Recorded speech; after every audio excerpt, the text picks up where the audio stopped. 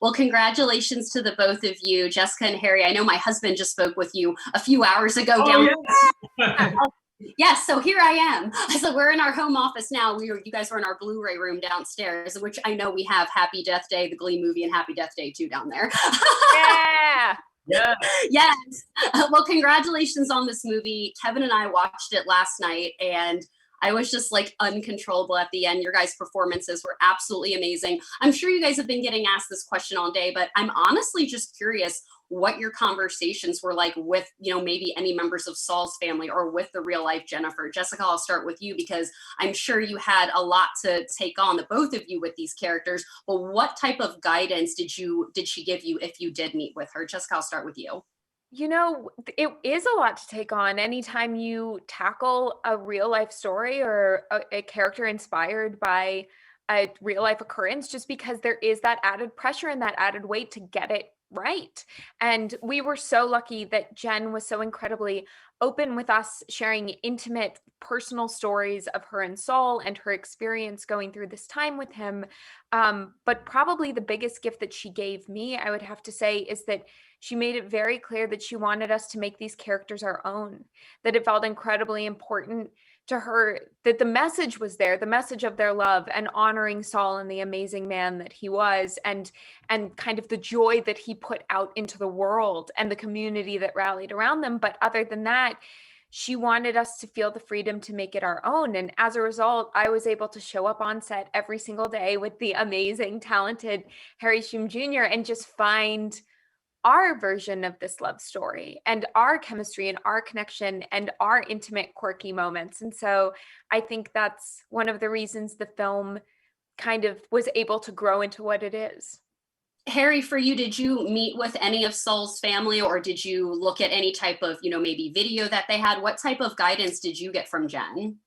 Yeah, with Todd Rosenberg, our writer, when he actually saw the video that they put out, and the whole GoFundMe page to for the friends to rally around and give them the magical wedding that they deserved. Todd wrote this beautiful script and then went to Jen and got more guidance from her, and spent a lot of time with her, getting as much stories as possible to make this beautiful film that is out right now. And what was very helpful was when Jessica spoke to Jen and gave us a little bit more freedom to not be beholden to play the mimic or try and imitate them, but really follow that message that I think was the most important part of it all, is the message of hope and positivity, and not just that, but also just to see that they're whole human beings and not just be, whether they're struck by this terrible disease, that's not what defines them.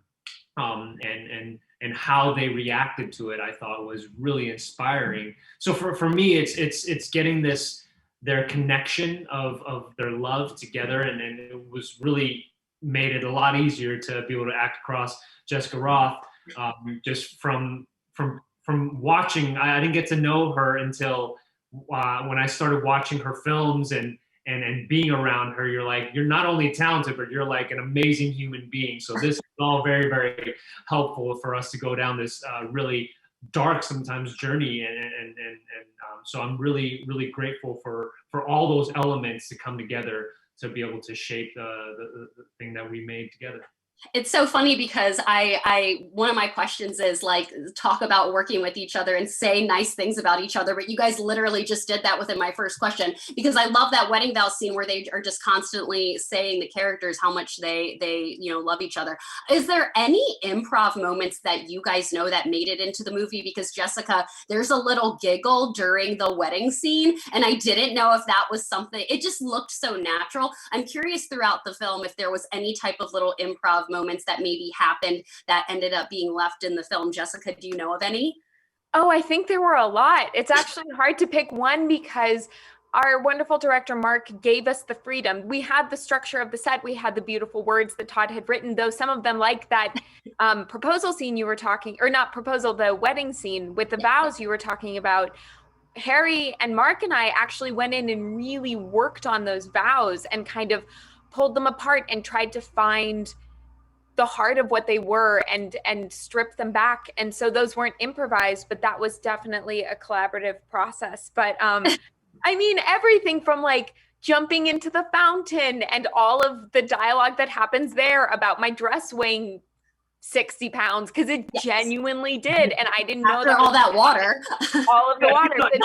You thought you were going to be able to move. Like, I know. I thought I was going to be able to like run around. And I tried to pick her up and I was like, oh, this is like 60, 70 pounds of water right now. I couldn't do it. But that was the beautiful thing about making this movie, is there were so many fun, sweet little moments that happened just because we were present with each other and playing. And again, that goes back to Jen giving us that permission to make the characters our own and be incredibly present, because that's when the best improv happens.